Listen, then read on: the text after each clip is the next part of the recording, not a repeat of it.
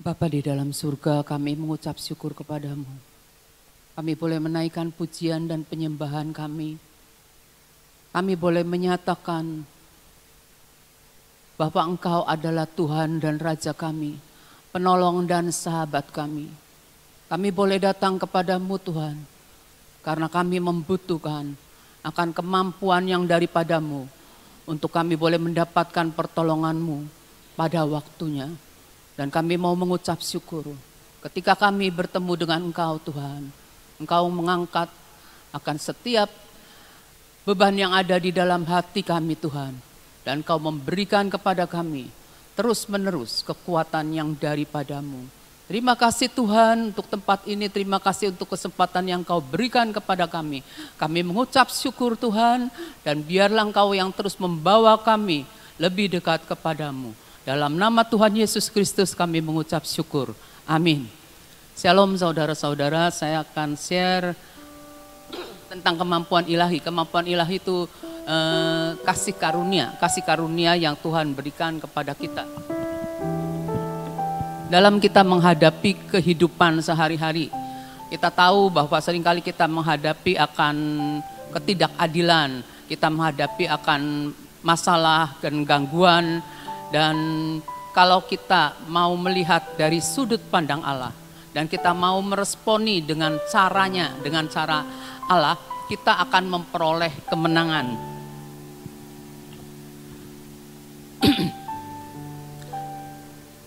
Kita senantiasa harus memahami akan tujuan daripada penderitaan. Ada seorang yang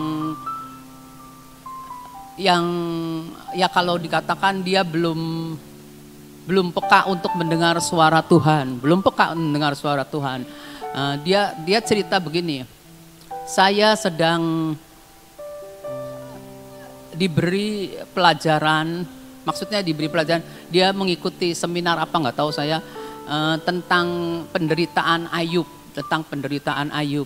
Di situ kalau dilihat Ayub itu menderita gitu ya, dan yang semuanya Tuhan izinkan untuk menguji akan Ayub. Nah, dia berkata kalau dipikirkan gitu ya, kok Ayub bisa kuat untuk menghadapi semuanya sampai pada garis akhirnya Ayub bilang, semuanya ini saya tadinya dengar dari kata orang, sekarang saya benar-benar ngalami, saya istilahnya saya sekarang ngerti nih karena ngalami Tuhan. Jadi dalam penderitaan itu kita tahu Tuhan ingin supaya kita ini mengenal akan Tuhan, mengalami sendiri Tuhan itu bagaimana, dan Tuhan sedang membawa kita dari satu tempat ke tujuan yang Dia tentukan, asal kita bisa meresponi. Karena Tuhan sudah memberikan kepada kita kemampuan ilahi, sudah memberikan kepada kita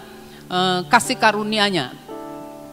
Dan kalau kita lihat pengucapan syukur kita ini mengubah malapetaka menjadi kemenangan. Jadi Tuhan tidak pernah salah untuk membiarkan kita ngalami bermacam-macam persoalan, bermacam-macam masalah gitu. Kalau kita lihat gitu ya, kalau kita lihat gitu ya, kalau saya lihat orang itu berbicara tentang pengamatannya dia untuk kitab Ayub. Nah, saya mikir gini saudara, Tuhan itu sebenarnya ingin berbicara kepada kita semua. Cuma kadang-kadang kita tuh enggak ngeh, kita ini enggak ngerti bahwa Tuhan tuh lagi bicara. Saya juga mengalami hal-hal itu. Kok Tuhan ngomong ini? Saya nggak berani ngomong Tuhan ngomong ini. Kok saya kok gini gitu ya. Terus setelah ngalamin, iya ya itu tuh berarti Tuhan bicara. Jadi saudara jangan pernah putus asa. Kalau ada orang yang cerita dia audible dengar Tuhan, dengar suara Tuhan apa gitu ya. Saudara jangan pernah putus asa. Saudara tetap berketetapan punya hubungan sama Tuhan. Nanti Tuhan bawa saudara untuk ngalami sesuatu dan saudara baru ngeh, iya ya itu. Nah orang itu mengalami hal bertubi-tubi dalam hidupnya beberapa saat ini gitu ya, sampai hari ini gitu.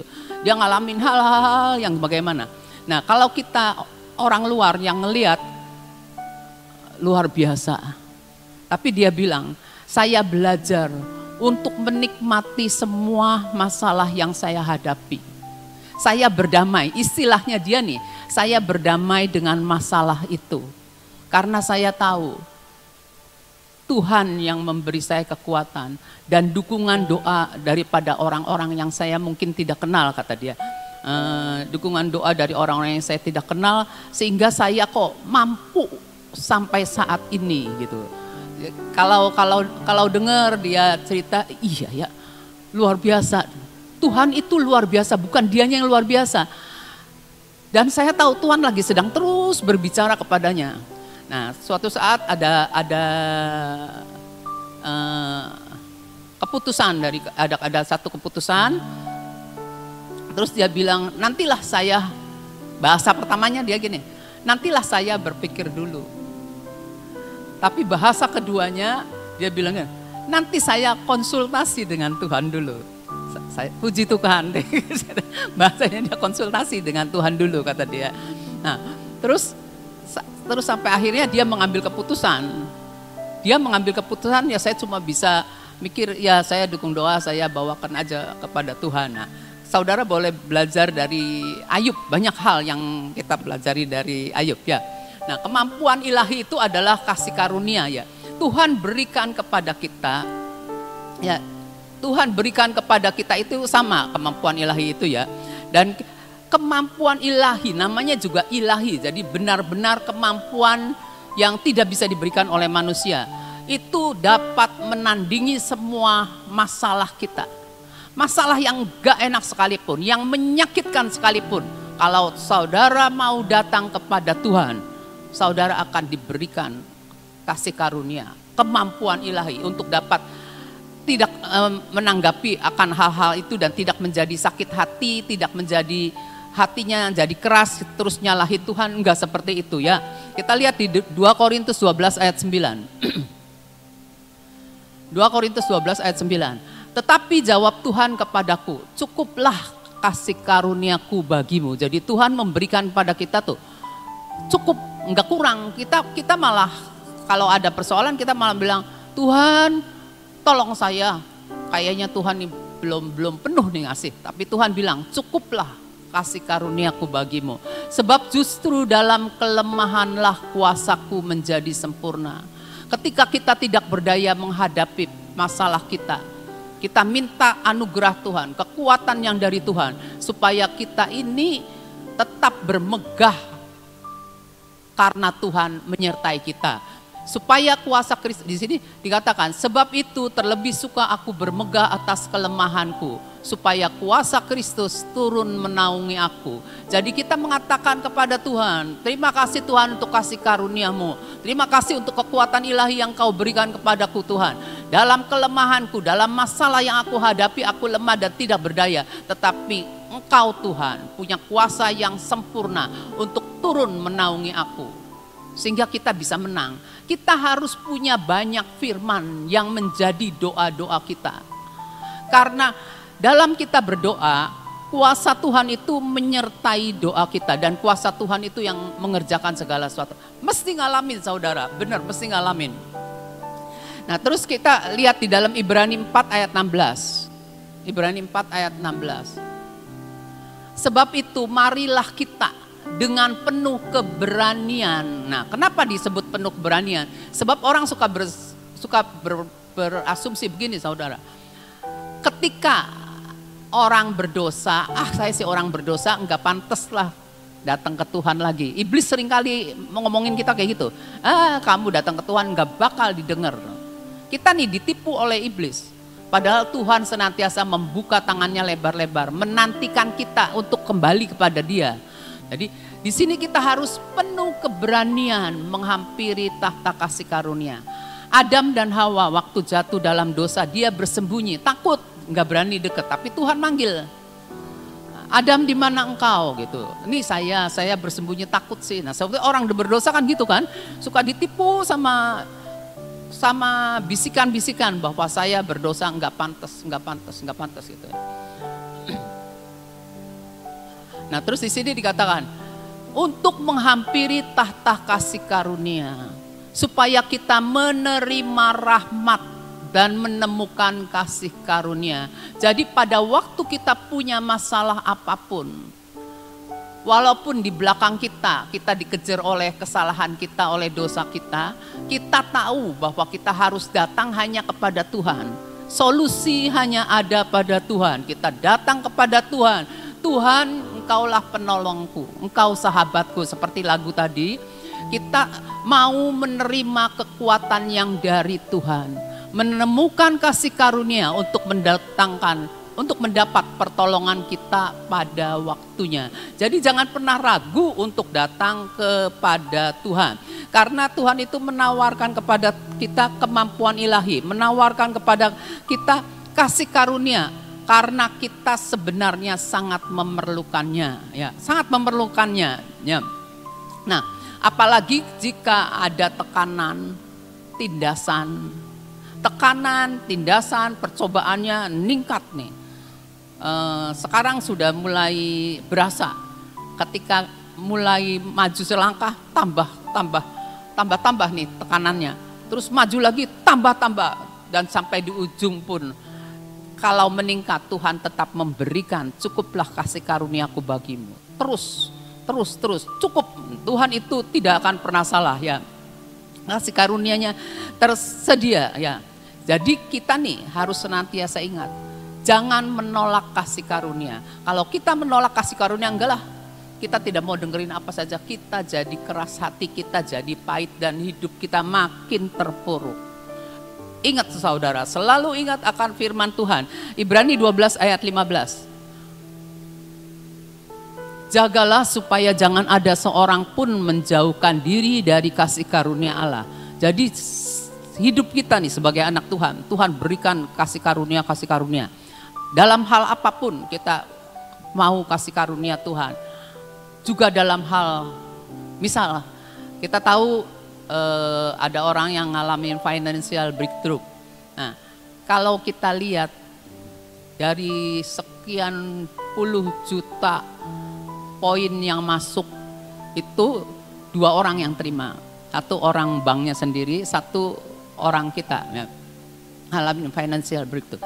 Kalau kita lihat benar-benar merupakan kasih karunia, dimampukan sama Tuhan untuk mendapatkan itu. Karena pajak pun dia tidak bayar gitu, ya. Luar biasa, kita harus mensyukuri, kita harus turut bersukacita untuk hal-hal seperti itu. Jadi jangan ada seorang pun menjauhkan diri dari kasih karunia Allah, agar jangan tumbuh akar yang pahit. Namanya akar yang pahit. Jadi ketika kita kebaskan, hati-hati, akar itu masih ada. Jadi harus diselesaikan. Ya, satu kepahitan itu harus diselesaikan, cabut sampai akar-akarnya. Karena menimbulkan kerusuhan dan yang mencemarkan banyak orang. Orang yang pahit, dia akan tidak mau terima nasihat. Dia tidak akan mau dengar alasan apapun. Dia ngerasa dirinya benar dan dia ngotot gitu tuh. Istilahnya ngotot lah. Berpendapat bahwa yang lain salah, dia benar. Itu mencemarkan banyak orang. Ya. Kita lihat di dalam 1 Korintus 10 ayat 13. Pencobaan-pencobaan yang kamu alami ialah pencobaan-pencobaan biasa. Ya, kata firman biasa. Tapi bagi yang alami mungkin luar biasa. Mungkin luar biasa. Tergantung kitanya, respon kitanya gitu. Ya, di sini kata pencobaan biasa. Tidak melebihi kekuatan manusia. Saya percaya tidak melebihi kekuatan manusia. Kalau kita bandingin ya. Kalau kita bandingin, saya kekuatannya segini, itu hebat ya. Dia bisa sampai kuat sedemikian rupa. Itu udah ada takarannya. Jadi misalnya kita begini, aduh saya sih sampai gini, dia sih enak. Pokoknya jangan bandingin. Tuhan mengatakan tidak melebihi kekuatan manusia. Sebab Allah setia. Kita punya Allah Immanuel, setia menyertai kita. Dan karena itu Ia tidak akan membiarkan kamu dicobai melampaui kekuatanmu. Siapa sih yang bisa menikmati yang namanya, ya saya nikmati saja hal-hal yang gak enak, penderitaan gak enak, nikmati aja. Saya pikir saya sih gak masuk akal menikmati. Berdamai dengan itu, ya berarti berdamai dengan itu berarti tidak memberontak, mungkin ya tidak memberontak. Bisa dia seperti itu. Haleluya. Nah, pada waktu kamu dicobai, Tuhan akan memberikan kepadamu jalan keluar. Ingat, kita punya Yesus. Yesus menyatakan diri kepada kita. Dia adalah jalan, dia adalah kebenaran kepada hidup. Jangan kita nemukan jalan tapi sebenarnya bukan kebenaran. Disangkanya benar menemukan jalan tapi ternyata ujungnya maut. Hati-hati, tidak menuju kepada hidup. Kita harus punya kebenaran yang dari Tuhan. Pada waktu kamu dicobai, Ia akan memberikan kepadamu jalan keluar sehingga kamu dapat menanggungnya. Kenapa kita bisa menanggungnya? Karena kita minta kepada Tuhan kemampuannya. Kita biarpun duduk di sini kayaknya kemampuan Tuhan juga loh yang membawa kita bisa setiap hari untuk kita praise and worship gitu. Bisa setiap hari kita saling berjumpa, saling menyapa, itu semua anugerah Tuhan ya. Tuhan berikan kepada kita ya. Nah, jika kita memilih ya, kita kan hidup ini kita tuh boleh memilih. Kita mau memilih untuk menerima keadaan yang Tuhan biarkan terjadi dengan tidak mengeluh. Kayaknya nih sedikit saja saya sudah ngeluh saudara. Pagi-pagi saya udah ngeluh. Yang namanya pagi, bener ya. Orang katanya kalau nyapa di Amsal tuh pagi-pagi itu ya apa gitu ya. Pagi-pagi nih, saya di dapur, lagi buru-buru kan harus berangkat lebih pagi. Suami saya datang, cuma bilang, suami saya datang nih, dalam hati saya tuh gak ada urusannya lu, kenapa sih nanya-nanya, saya tuh udah ngeluh nih belum apa. Dia bilang gini, Pak itu obat, obat antibiotik. Itu harus habis ya Tuhanku. Itu obat dimakannya tadi malam dengan inisiatif saya sendiri. Tapi saya nih ngeluh, aduh kamu tuh ya pagi-pagi udah. Sebenarnya itu nggak apa-apa, tapi buat saya tuh udah merupakan keluhan saudara. Bener-bener dalam hati saya tuh, aduh ini nih orang tuh gak sabar gitu ya. Saking tergesa-gesa. Saya kalau tergesa-gesa suka gitu, sudah saya nih udah pengen sewot baik gitu.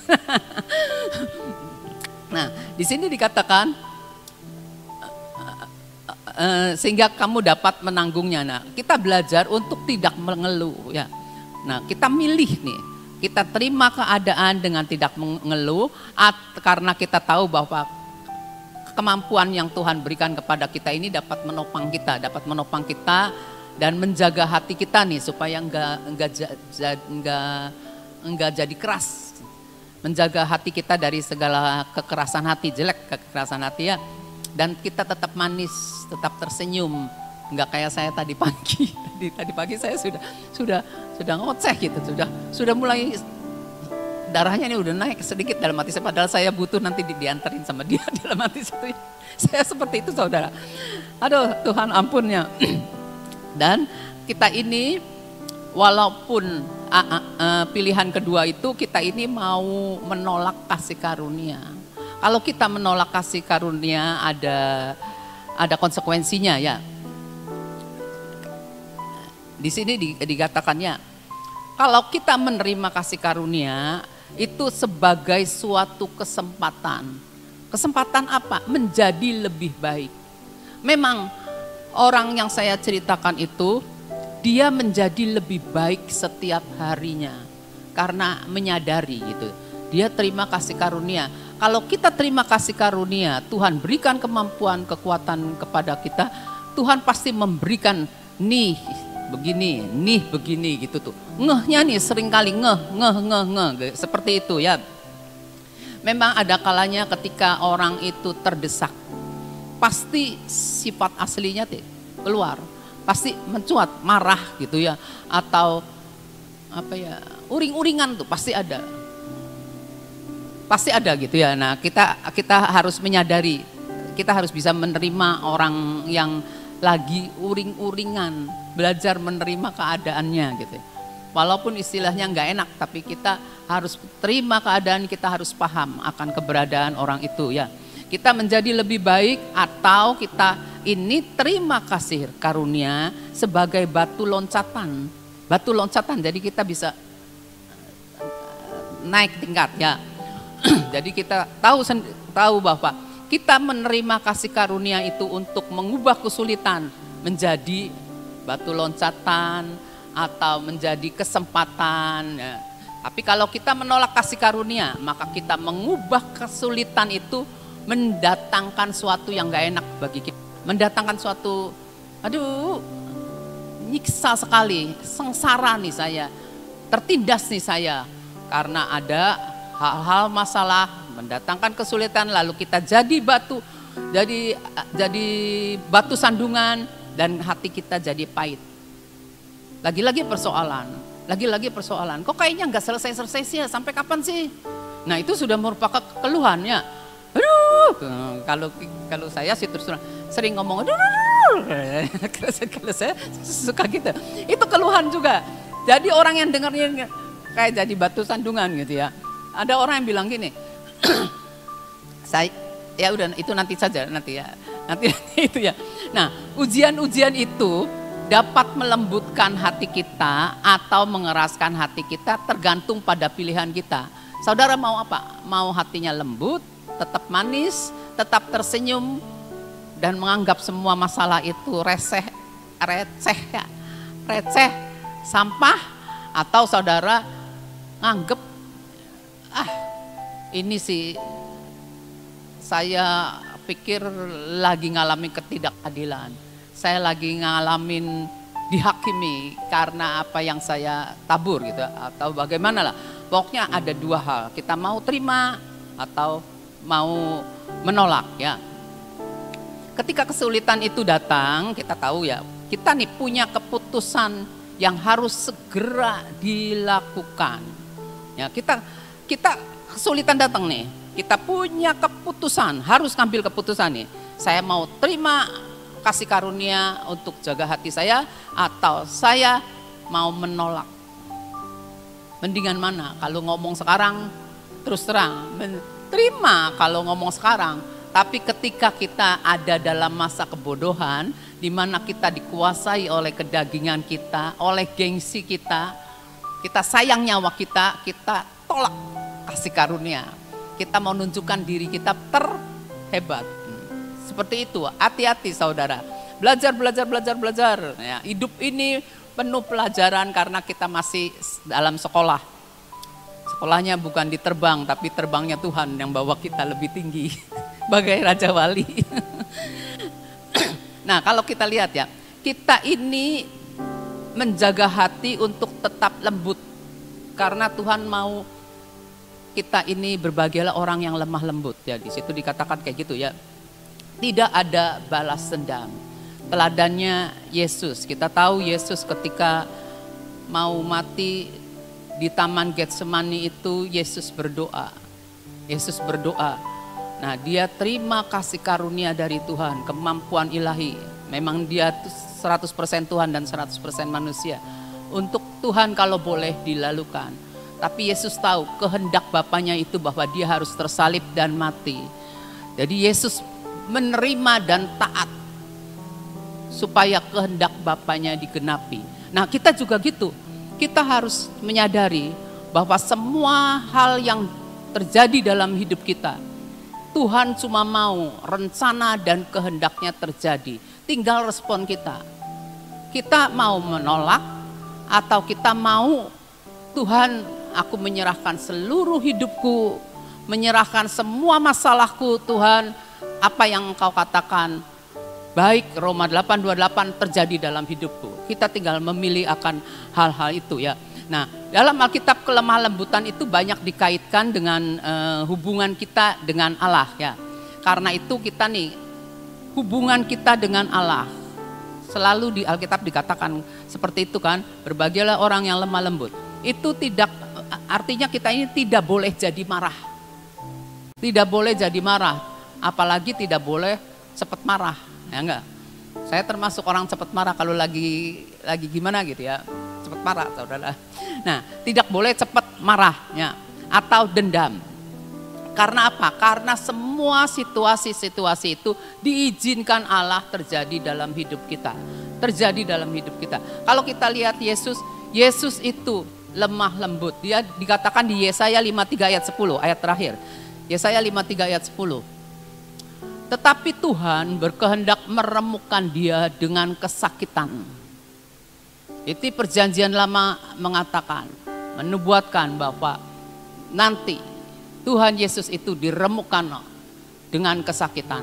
Apabila ia menyerahkan dirinya sebagai korban penebus salah, ia akan melihat keturunannya. Kita ini keturunan-keturunan yang ditebus oleh Tuhan Yesus ya. Umurnya akan lanjut dan kehendak Tuhan akan terlaksana olehnya. Yesus tidak marah kepada Bapaknya, Yesus tidak memberontak terhadap Bapaknya, dan Yesus tidak mengeraskan hati, tapi Yesus lemah lembut. Dia anak domba Allah, dia taat, dia namanya domba, domba itu lembut ya. Nah, enggak kayak kambing.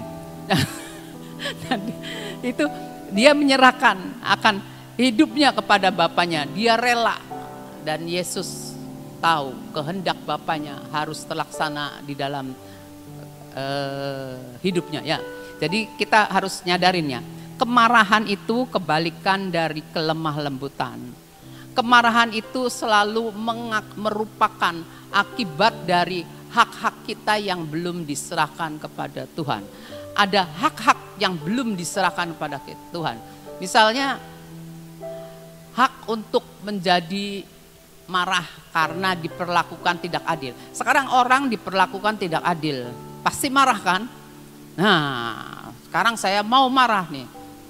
Rem, Tuhan aku menyerahkan. Saya pengen marah nih, Tuhan benar pengen marah. Ngomong sama Tuhan, gemes. Nih Tuhan aku serahkan kehendakku kepada Tuhan. Hakku untuk marah. Hakku karena diperlakukan tidak adil. Hakku karena aku ini disalahkan. Hakku Tuhan untuk membela diri. Nah, itu paling gak boleh membela diri. Belajar untuk tidak membela diri ya. Nah, biarlah orang lain ngomong kita gimana, biarin gitu ya. Kita gak usah bela diri. Kita tahu padahal yang dia pikirkan itu sebenarnya tidak seperti kenyataannya yang dialami. Itu aja saudara yang saya bisa sharekan. Saya bersyukur karena Tuhan banyak mengajarkan kepada kita semua tiap hari dengan firman-Nya. Yuk kita berdoa. Bapa, terima kasih, kami mengucap syukur kepadamu. Kemampuan yang daripadamu kami butuhkan setiap hari dalam hidup ini. Engkau berikan kepada setiap kami Tuhan. Untuk kami belajar, untuk menyerahkan kehendak kami kepadamu. Dan mau berkata, biarlah kehendak-Mu yang jadi. Kami butuh kasih karunia-Mu, kami butuh kemampuan yang daripadamu. Untuk kami boleh menjadi seperti yang Kau mau, yaitu lebih dari pemenang. Tolong kami Tuhan, tarik kami untuk kami terus menghampiri tahta kasih karunia-Mu Tuhan. Karena hanya Engkaulah yang menjadi penolong kami. Karena hanya Engkaulah sahabat kami di mana kami boleh mencurahkan isi hati kami. Kami bersyukur kepadamu. Terima kasih Bapa. Kami juga berdoa untuk bangsa dan negara kami. Tuhan, biarlah Engkau yang akan memberikan kepada bangsa dan negara kami ini terang-Mu Tuhan. Terang-Mu Tuhan, terang-Mu Tuhan. Menyingkirkan semua kegelapan yang ingin menyelubungi akan bangsa ini Tuhan. Dan bawa bangsa ini Tuhan datang mendekat kepadamu. Curahkan roh pertobatan, curahkan roh keselamatan, curahkan roh pengenalan dan pengetahuan akan Kau di bangsa ini Tuhan. Supaya bangsa ini boleh melihat terang dan mereka mau meninggalkan semua yang gelap, yang tidak baik dalam hidup mereka. Terima kasih Bapa, Engkau memberkati akan presiden kami, pejabat-pejabat yang ada di jajaran. Engkau yang menetapkan mereka, Engkau yang akan membuat mereka takut akan Kau dalam mengambil setiap keputusan. Terima kasih Bapa, kami mengucap syukur. Terima kasih. Saat ini Tuhan, kami mau terima kekuatan dan kesehatan yang daripadamu Tuhan. Kesehatan, kekuatan yang ilahi yang daripadamu. Apapun cuaca yang Engkau izinkan, kami tetap dalam keadaan sehat oleh karena Engkau Tuhan. Terima kasih, kami mengucap syukur. Dalam nama Tuhan Yesus, mari kita pengurapan.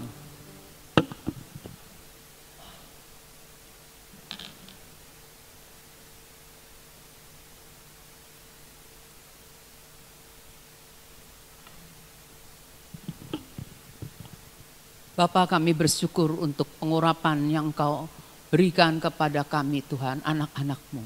Perlindungan yang daripadamu atas hidup kami. Kami mau menyerahkan akan akal budi kami Tuhan. Perbarui setiap hari Tuhan. Dan ubahkan cara berpikir kami, cara pandang kami. Telinga ini Tuhan kami mau serahkan kepadamu. Kami mau mendengar suara Roh-Mu Tuhan. Dan terus menerus Tuhan, mau dipimpin oleh Roh-Mu Tuhan. Kami menyerahkan akan mata kami Tuhan.